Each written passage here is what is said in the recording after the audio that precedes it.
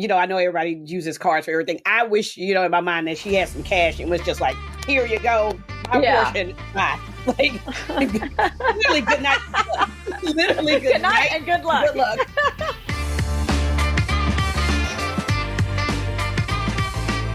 Hello, Julia. Hello, audience. Welcome to Just Getting Better. Boy, there's a lot going on in the world. There is too much going on in the world. Yeah. Too much. But we're going to try to stay light and fun. We're going to stay light and fun? How are we going to do that? The world is on fire. Oh, gosh. Yeah. Alicia Keys needs a new song. This world is on fire. The world is on fire. Everything's on fire. And, it's one of those things that I'm just like, I go into, we read Heather Cox Richardson. So I read her usually in the afternoon. Can't take that kind of stuff in the morning, but I'm informed, but I'm still like, yes. Yeah. It's, I think nowadays people who generally speaking aren't informed, just choose, probably still know what's going on because you just can't. It's too much. It's just everywhere now. It's just like literally everywhere. So, and there's some parts of that that's good. We need, civic engagement to the point that's helpful and not damaging to our individual selves. So, yeah. But I wanted to start off today with, I know we like to start off with something light and fun and kind of, personal and whatever. So I don't want to make this not light and fun. I just want to make it, but it is personal. Okay.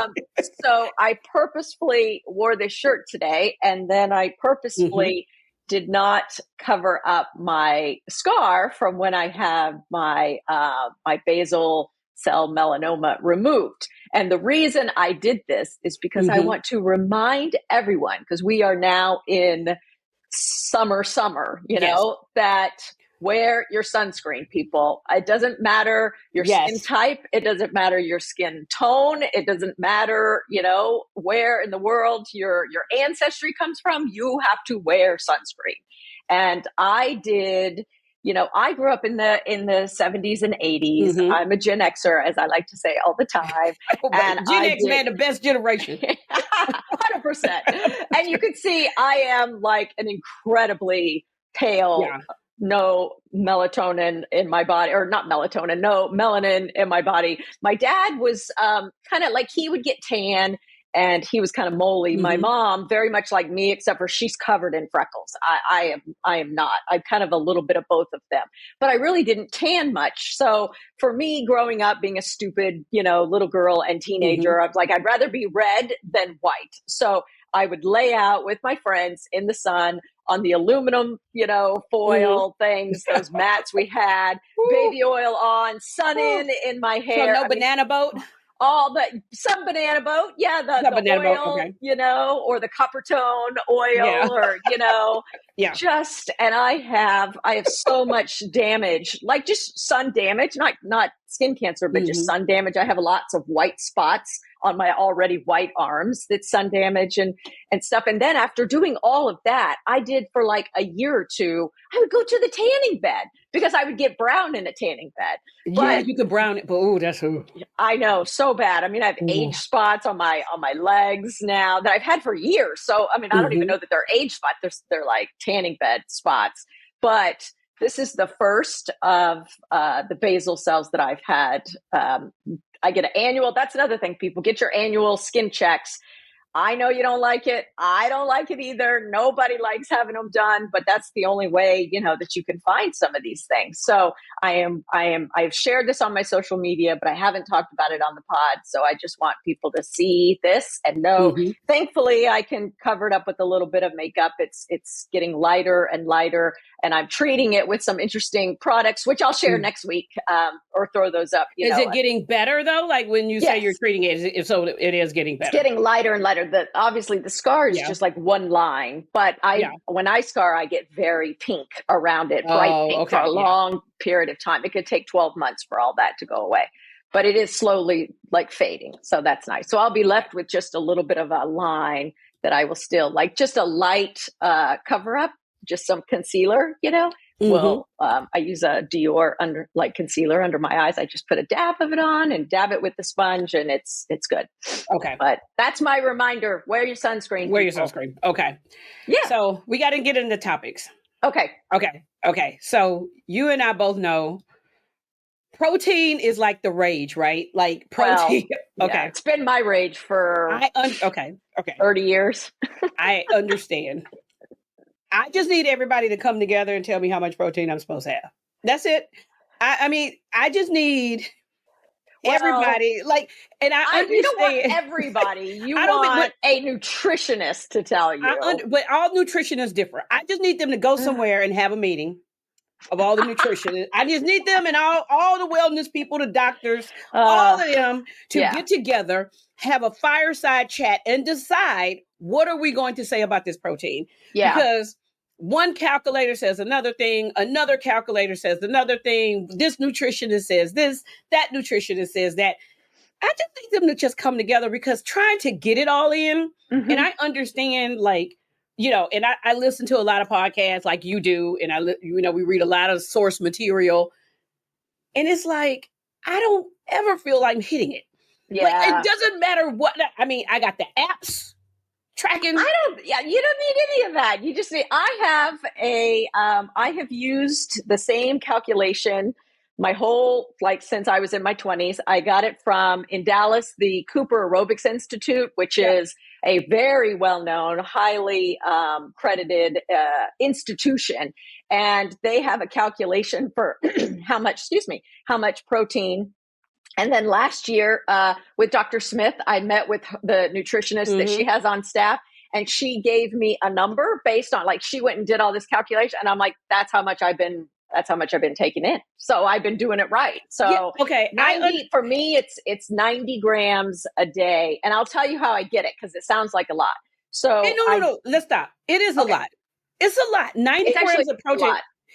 Okay, for me, but I've been doing it for in general. Just like they're throwing out 90 grams in general. That is a lot of protein, because here's the thing too.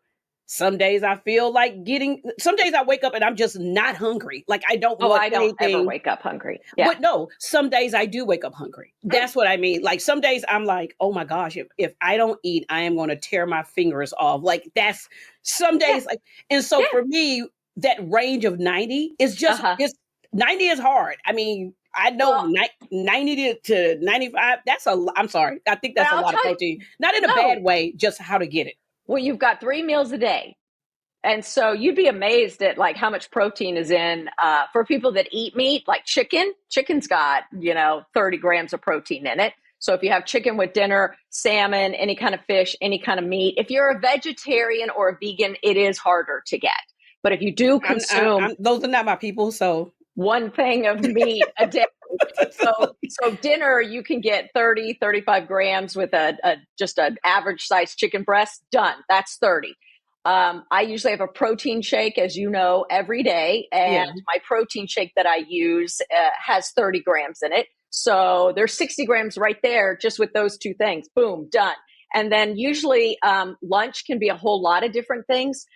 For me, I do, because I also, like you, I usually do the protein shake between breakfast and lunch, but I don't wake up hungry. I actually haven't eaten yet as we're recording this, because I like to eat a little bit later and then still get my 3 meals a day. It's just the stage my body's in now. I have not always been that way. So I'm not trying to do any fasting or whatever. I just eat when I'm hungry. But so I do cottage cheese. If you do a cup of cottage cheese, you can, if you want, mix it in with a little, like a half a cup of some yogurt to give it some flavor, whatever. Throw some walnuts in, another 30, 35 grams right there. 3 things, 90 grams, easy. I feel like, I know, but it's like some days I'm like, I got the cottage cheese, I got the yogurt. That's not what I want. And then I can go, I mean, you know what I mean? Like, it's like, it's a moving target. You want to hit it more than you don't. But if there's a day that you're, as in our stage, as menopausal, perimenopause, it's important. We've got to. I know, but it's just some days I'm like, I'm done chicken. I'm tired of fish.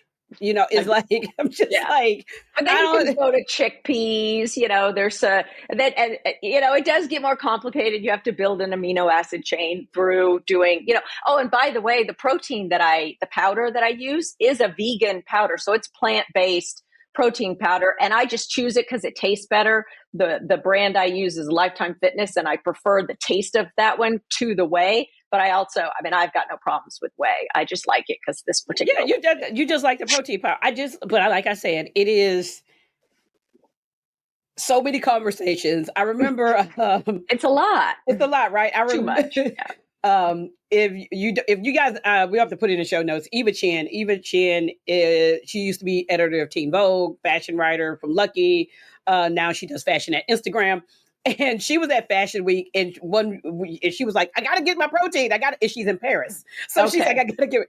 And it was so funny watching her stories because one of her colleagues was like, "If I hear the word protein one more time, like if I hear you in this protein," and I'm like, I've seen people like, I have a friend. She was like, "I just stick a fork in a rotisserie chicken," and like all my different girlfriend conversations. And I have girlfriends of a lot of ages, like from their 20s all the way to their 70s, right?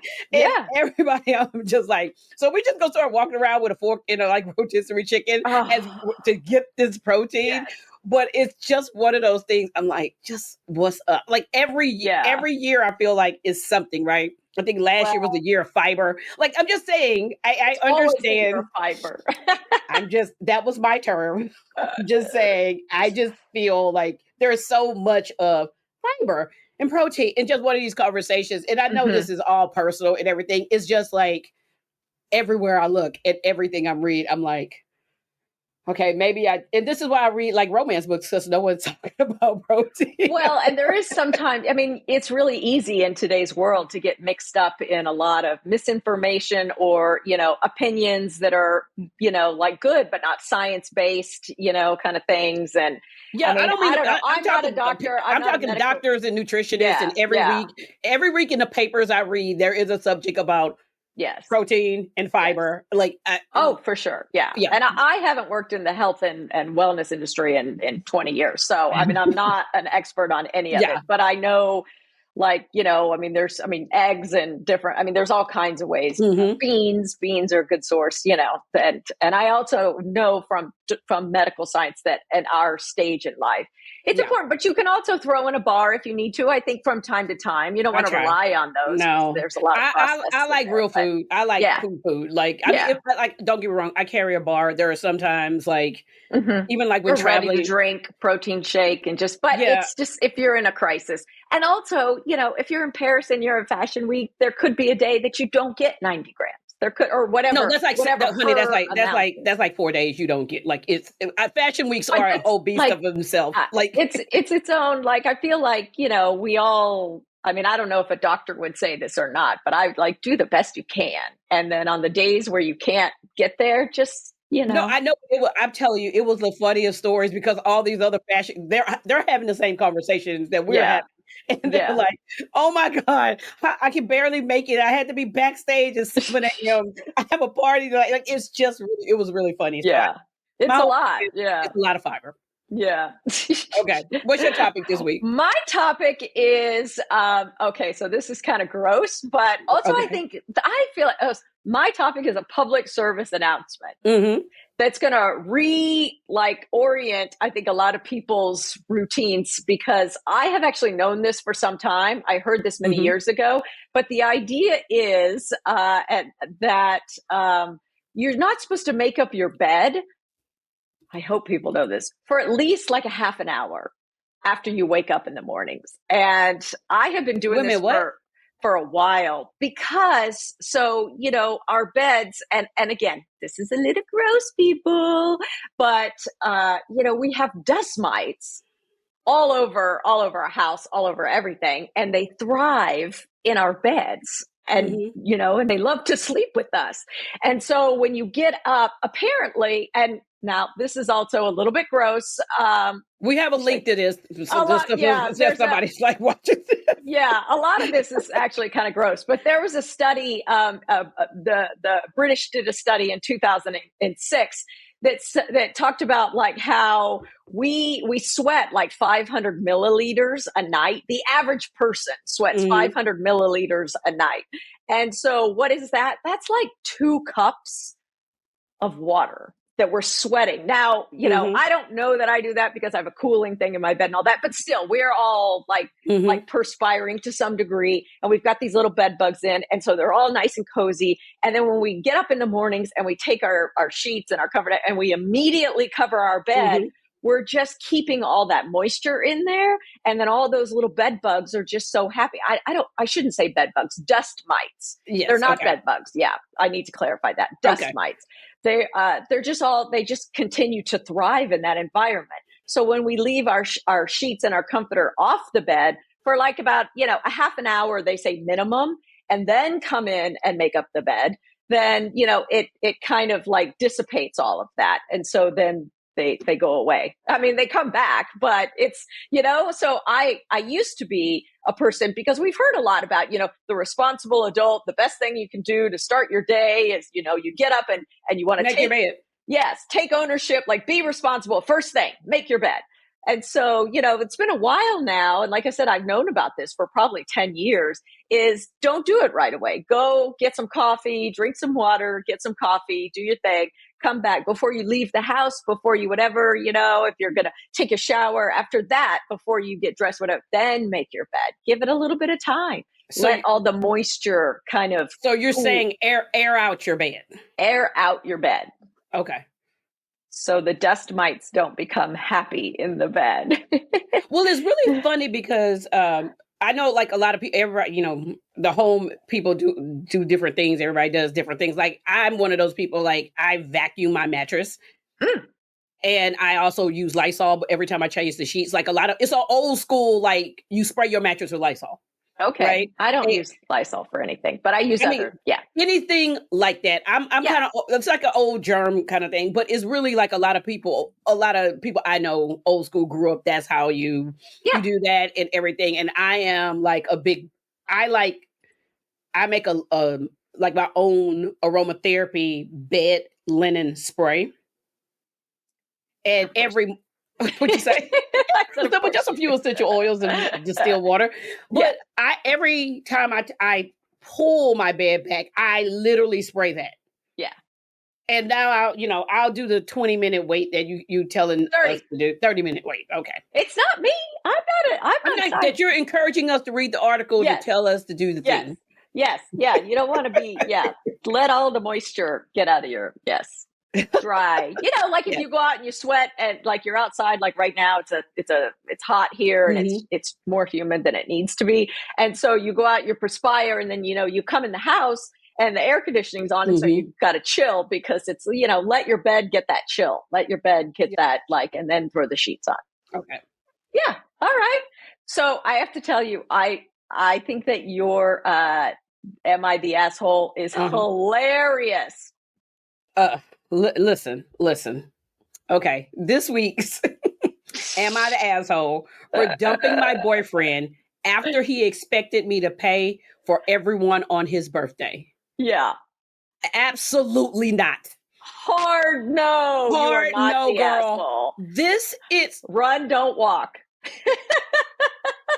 Because here's the thing. Why is she paying for his birthday with his also friends when they know it's his birthday and no one's trying to contribute to help her 12 people? I mean, and he doesn't even like ask her. Like it gets to the point where the check comes, and as I read, if I remember correctly, he turns to her and he's like, "You got this, right, baby?" See, things like that can't happen to me. They can't happen to me either. No way am I doing that. I am pulling a George Clooney. I'm getting my pocketbook, my coat, and good night and good luck. I'm just walking I love that. I'm pulling a George Costanza. I'm like, no, I'm not paying for this. That was so horrible. Like I was reading this, and it was. I could see the tone of him. I can see the callousness. And I was like, no, girl, you are not an asshole for trying to pay 12 no. for his birthday. Yeah. And no, in the way he's doing it, and it seems like everyone assumed she was. And it goes back to like, why would you assume that if like you invite 10 and he's like telling her that she embarrassed him. Yeah. But I got to say, these things don't come out of nowhere. So like my only question to her is like, what are you doing with this guy? Like, I'm sure within the first little bit of them dating, he revealed himself to be an asshole. So at some point. Yeah, but it might have been a different type of, like, not dealing with something like this, right? Maybe she deserves better. We know she deserves better. But, my whole thing, like, I do believe that everybody can be an asshole at times. Sure. I do. Oh, I definitely can. Could have been he was an asshole, maybe something that wasn't this. Yeah. This whole, I'm feeling embarrassed. I'm just imagining him just turning on, you got this. Like, yeah. I just felt like when he turned to her and said, you got this, it just sounded, I could feel the he just callous. That's what I mean. It was like, it was funny. I talked about this with my husband and daughter, and she's 29, and we were just all kind of howling about it. Like, oh God, what? Yeah. Like she did 100% the right thing. Not only is she not the asshole, she did the right thing. Oh yeah, she did. I mean, like literally, girl, you better off. Like don't know you. You're better off. But I had to, like, when I was looking through, it just stopped me in my tracks. I was just like, and you read and you see the first title, right? But then when you read it, and I'm just going, oh, this wasn't like, it's 4 of us went to dinner. Yeah. No, 12 people? Yeah. Oh, absolutely not. I mean, it was hundreds of dollars. And just like you said, like you got this right? I'd be like, hell no. Hell no. And I understand. It was one of those, like, I know everybody uses cards for everything. I wish, in my mind that she had some cash and was just like, here you go, my portion. Bye. Like, literally, good night. Literally, good night and good luck. Good luck.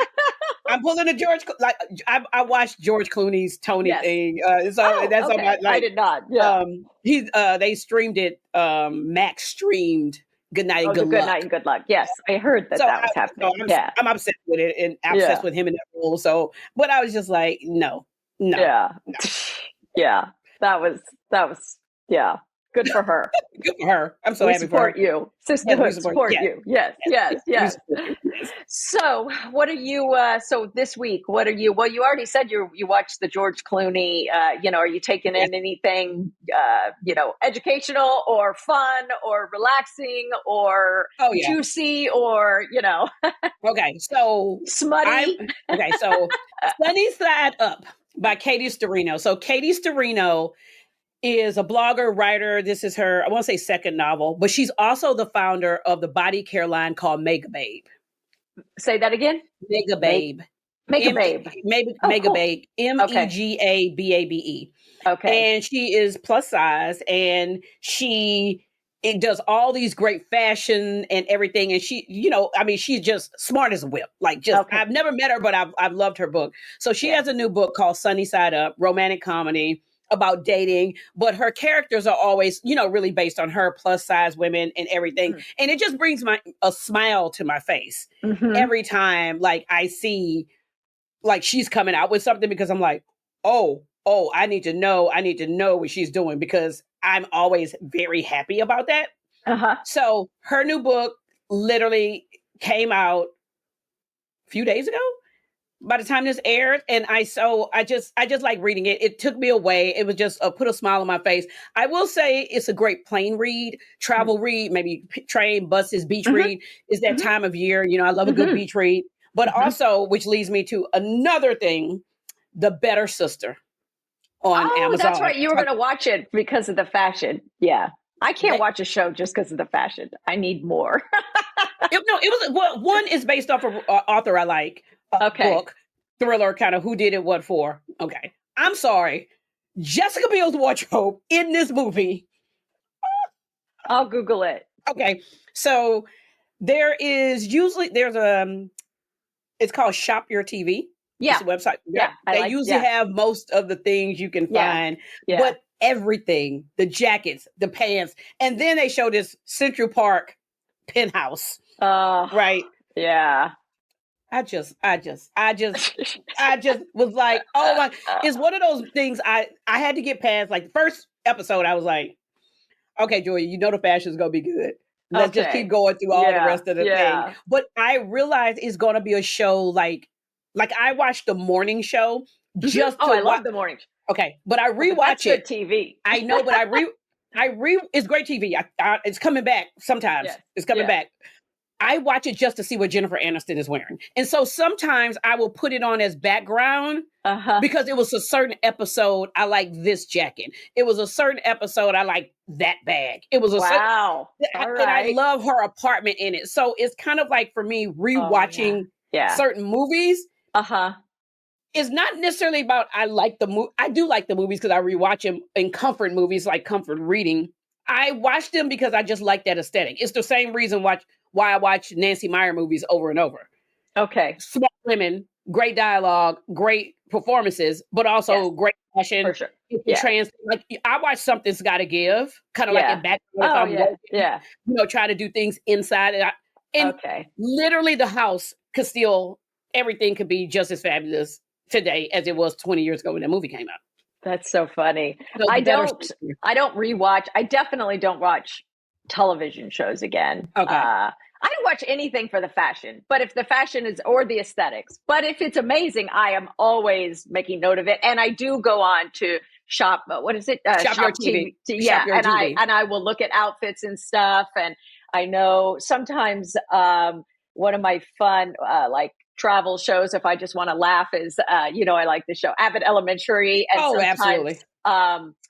Quinta Brunson, like she wears all these cute little dresses, so I'll look those up. And then Kate Blanchett was in a show that I watched last year that was on Apple TV. I don't remember the name. Was it Disclaimer? Was it? Yes. Okay. Where she's the author and the yes.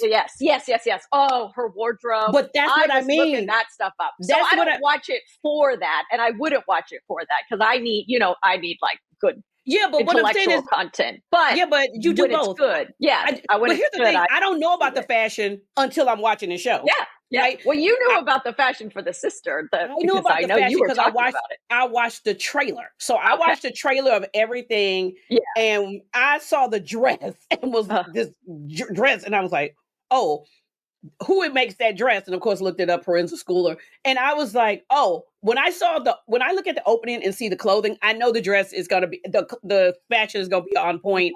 The show, to me, because it's based on an author's book, I like things like that. It's kind of like the first episode of the morning show with Jennifer Aniston in that gorgeous red strapless dress. Yeah, all the clothes in that.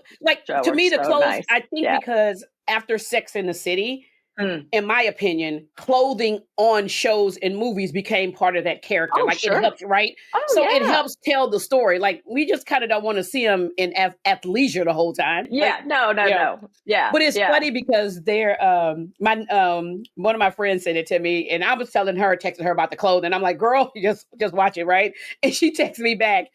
Somebody on Instagram was like, I saw the same dress, and all I kept going, I want her arm, Jessica Biel's arms and her back muscles. Like the lady was she was literally doing weights. Like it was so funny. So I love everybody's interpretation of stuff like that. So absolutely, yeah. Well, I'll definitely Google, look up the clothes for sure. Yeah, but actually, if fans of, I want to say it's Alafair Burke, the author, if you like the easy thriller kind of whodunit, something like I love those. But you don't really have to think, and it's like the premise is really great. I always encourage people to go and watch something like this. Okay, so yeah. That sounds. So what about you? Book. What are you doing? Reading, watching, listening? It's funny because my with my daughter and son-in-law here, and then my son came in this weekend, and so I'm not reading or watching really anything. I'm just doing fun family time. However, both of my kids have lists of movies that they want to watch, and a lot of them are old movies. I mean, they go way back into Casablanca, and then through and look up all kinds of movies. And so one night we were, they wanted to watch a movie. And so my husband and I are like, well, what's on your list? And my daughter had A Few Good Men. And I'm like, oh, I haven't seen that movie in, forever. And so we couldn't find it. It's actually only available to buy. It's not available to rent. And we weren't buying A Few Good Men. So my son had Wall Street. And I'm like, I don't know that, anyway. Green okay, is good, fine. Gordon Gekko. Gordon Gekko and all that. So that's what I watched this week. We watched a little bit of NBA finals, not too much. We watched some Stanley Cup finals. We did watch some of that. And we watched Wall Street. And it was interesting watching it again because I've only seen it once. And I remembered it very well from 1987. And so watching it again, I'm like, man, so much of, what Oliver Stone is trying to say in this movie came true, It ended up being like, yeah, he kind of nailed it. So it was interesting too. It was fun watching it with them because it's so 80s, Yeah, it is. It's so funny. I was thinking like a lot of like sometime when you turn on a streaming, like a lot of them have bought the rights for these older movies that then you watch them again. And my dad, was a police officer, U.S. and a U.S. Marshal. And one of my favorite movies is Heat. Oh, yeah. Oh, man. That was good. Yeah. Wow. I hadn't thought about that movie. I remember watching Heat and going, I'm a Michael Mann movie person. Like I knew he is the director. He's the person I have seen every one of his movies and kind of like, but I watched that and it reminds me of my dad, but in such a good way of like, man, storytelling, right? We talk about storytelling a lot in those Wall Street, the way that story was told. Yes. Storytelling and you could just follow in. Yeah. So those are kind of like, I like that. Now you make me want to go watch Wall Street.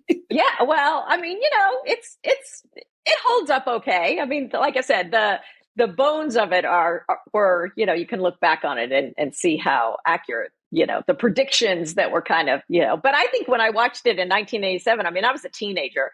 There was things about it that I did not get, but now I definitely, I mean, 100%. And my kids, I mean, they're so smart.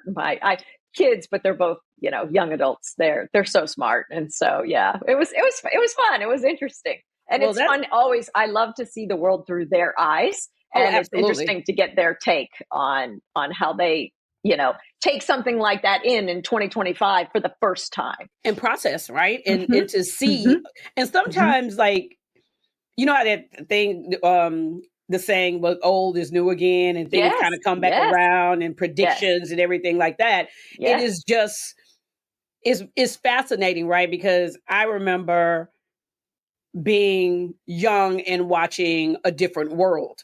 Oh, I love that show. Right? Yeah. And then now it's on Netflix. So my nieces and my friends are discovering it. And just like you said, seeing it through their eyes is an entirely different experience. Yes. And, it makes me go, oh, well, and they have a different way of thinking about it, right? Because they have different such experiences now and they have so much information about that. So I'm always like, oh, okay. Like, and then so you watch things and you realize some things don't age well, right? When you watch certain movies and shows. There's a lot of things that don't age well. A lot of things that not don't us, but some things. Not us, but like, as like Sex and the City is back with and just like that. And the original series, doesn't age well. If you watch it again now, it doesn't age well. And I always say right now, it's kind of like hate watching the show. And I say that because that's what my niece is always like, oh, I hate watching the show now. And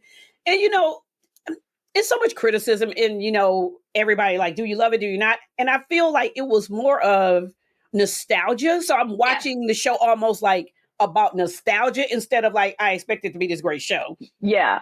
Yeah. Right. And I totally get that. 100%. And so one of the things with, and just like that, is I'm also watching to see what's on Sarah Jessica Parker's bookshelf as Carrie. Oh, okay. Well, I thought you were going to say fashion because that show's all about fashion. Well, no, I mean, the fashion my favorite person on the show is Lisa Todd Wexley because they got a black girl who is actually dressing Nicole Ari Parker. Yes. But because Sarah Jessica is such a book person, she has her own imprint. Of books and this author, I'm always like, well, what book's on the shelf or what book she's carrying, like with her laptop or her bag, or she's pulling something out and just those kind of moments. So, but because my nieces didn't watch Sex and the City until like it hit Netflix, they're like, why was this show popular? And I was just like, because we didn't have social media. Yeah, you didn't have social media. Yeah. And I tell them, I said, I remember when it came out, how I watched the first episode with my mother. Oh, wow. Because she was, in town and shows came out and people knew about, because Candace Bushnell went to Rice University in Houston.